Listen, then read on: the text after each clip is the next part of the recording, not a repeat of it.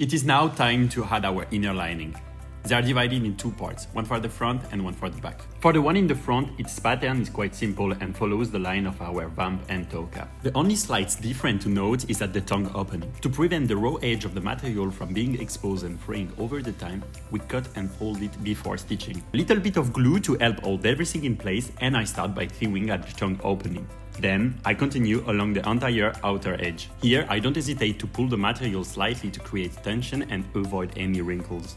If the alignment isn't perfect, it's not a big deal, since I can always trim it later. Now we can move to the back lining. The pattern of this piece is a bit different, due to the pronounced angle at the heel, as well as the inclusion of foam and reinforcement. This piece needs to be elastic enough to perfectly conform to the shape of the shoe. For this reason, much like with the tongue, the back lining pattern is smaller than the outer piece, particularly in the center where the angle and the risk of having creases is more important. Finally, I intentionally made this piece slightly longer than needed. This allows me to adjust the tension in the fabric before trimming the excess.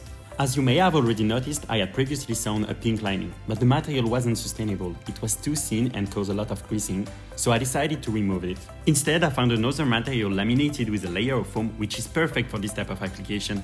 After cutting it, I used an overlock to protect the raw edge. Now it's time to sew it inside out, as we will turn it out later. This can be a bit tricky because with my piece being smaller, I need to stretch the material as I sew to keep every single line. I cut the foam and I see you in the next video where we will shape our upper and add the laces.